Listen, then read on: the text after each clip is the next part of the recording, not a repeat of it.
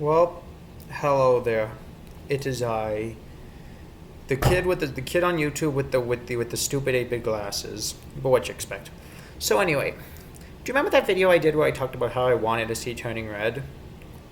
You know, the movie with the red panda in Toronto and whatever? Well, guess what? I finally saw it. And no, I did not pirate it. No, I did not mooch off of someone's Disney Plus account. And no, I did not sell my soul to the mouse. What did I do? I'll tell you what I did. I just got it for a month. However, I'm probably going to cancel after a few days, because even if you cancel it after 5 seconds, it'll still give you the month. That's what I like about it. So anyway, today I'm going to be basically talking about that movie. And if you remember my last video, the microphone was a little wonky. So if it's wonky again today, I am sorry, but what you expect. So basically, as you know, Turning Red was a movie that took place in Toronto, surprisingly. You'd expect it to take place in some fictional city, like almost every single other Pixar movie. In fact, have any other Pixar movies took place in Canada? Well, then there was, if you remember, Duke Kaboom, which the character was supposed to be Canadian, but he wasn't actually Canadian. The character was Canadian. If you look, if you get a picture, let me show you. Booyah look at that. See how he has what looks like a Canadian flag on his belt? Do you see that? So as you know, the character's supposed to be Canadian. Kind of like, if you remember, Yukon Cornelius, who also was a Canadian character, even though I highly doubt the show had anything to do with Canada. You see that? There's also Yvonne of the Yukon and Chili Beach and so on and so forth. But you get my point. I'm going on another rant. Either way, so as you know, I must say now back to Turning Red, because that's the reason why I'm making this video. Essentially, what it was is it was basically Teen Wolf, but for a younger audience, about a little girl who has the ability to turn into a red panda, just like Teen Wolf, but with a red panda instead of a werewolf. So anyway, basically I must say the movie was pretty good. Although I must say it seemed a little too casual for a Pixar movie. For example, let's take Toy Story, for example. Toy Story, well, it was Pixar's first movie, unless you count Wall-E B. Toy Story had a good amount of emotional moments, such as when you found out he was just a toy, like Toy Story, just a toy. Because remember, they kept on saying, "You are a toy," and then he finally finds out that he's just a toy. Let me show you. I have a challenge for all of you. Go to every Sorry, computer in Mr. your house, Beast. your mom, your dad, This is not your your sister, your video. brother, This is an computer, H-boy and video. If you so want to see Mr. Beast, go to Mr. Beast. So watch. See how they get forgotten, and it's even though literally it's just a toy falling out, they try to make it all emotional. Now this is the thing. Let's take Toy Story. Almost every scene involving that was emotional, especially the just a toy scene. Up, the entire first half was emotional, and any scene where he missed Ellie was emotional. In Wall-E, Wall-E was my favorite Pixar movie, I must say. And what I liked about that is that one wasn't overly emotional. It was slightly emotional when you realize the fact that it's all like humans become lazy and fat and stuff. And also the part where Wall-E got broken was somewhat sad, and then Eve had to regenerate him. But the thing is, somewhat emotional again, not heartstring emotional, but actually somewhat heartstring emotional.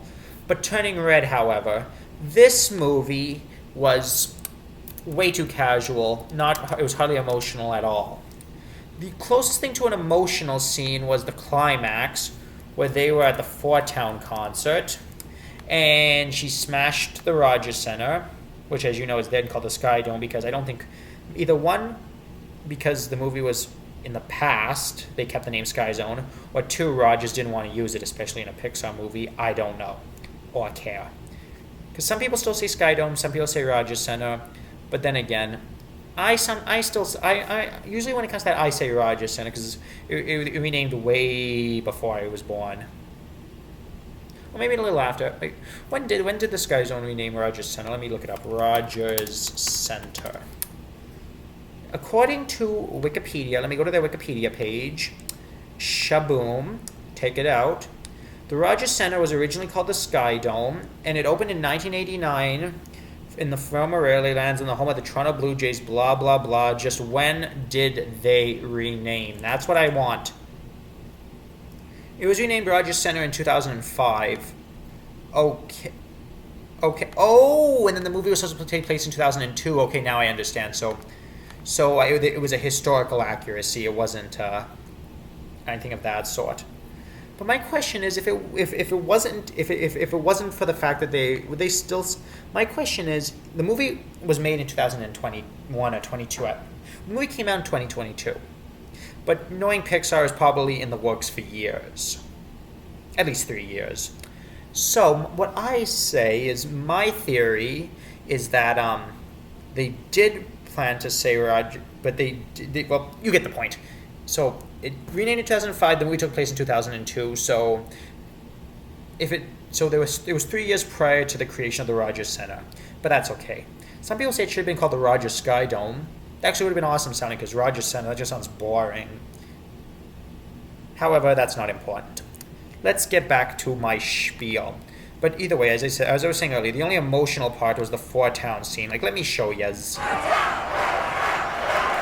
As you know, there's the Four Town, and then it's basically like a boy band, like the Backstreet Boys and stuff, and One Direction and Boys Are Here, and I hate that guy. And okay, does it show the fight scene? Okay, he's getting emotional, and then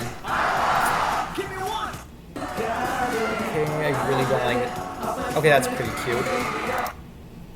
And the thing is, the constant call out to I do like the constant call out where they give them like anime eyes and stuff. It's like, it's interesting, but it's actually like I honestly didn't expect that, because you've never seen that in a Pixar movie before. Because I've never seen a Pixar movie try to act. Because as I said, this is probably the most casual Pixar movie I've seen. The least casual Pixar movie was, I would say, it was probably Up.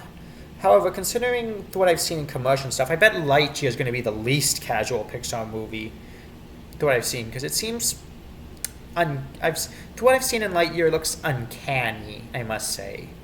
I don't know if that's the right word, but that's what I say, uncanny. So, let me forget about that. Let me see if I can find a picture of the climactic battle,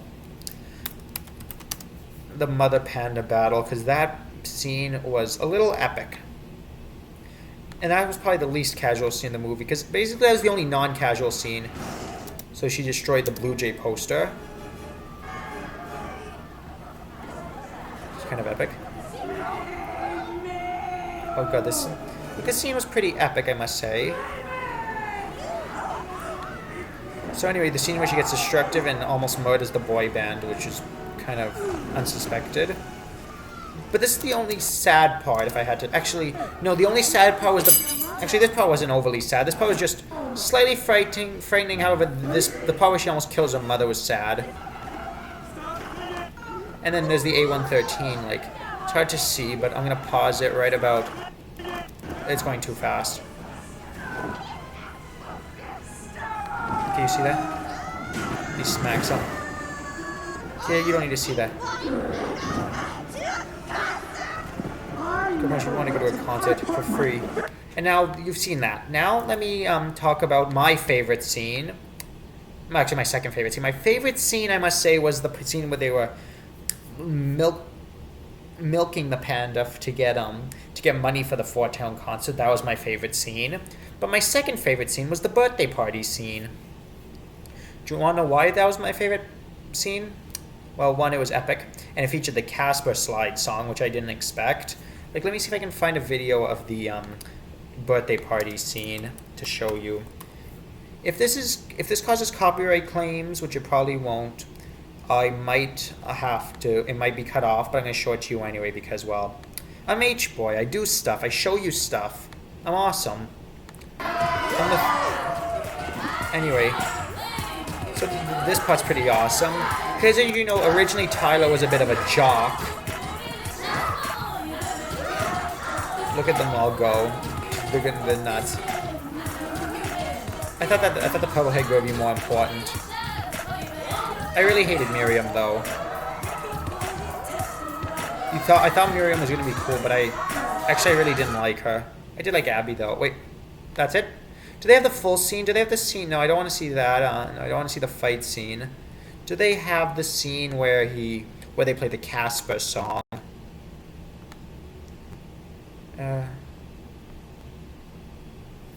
Let's see. They must have it. Here we go. This scene had them feature the Casper song. Let me show you.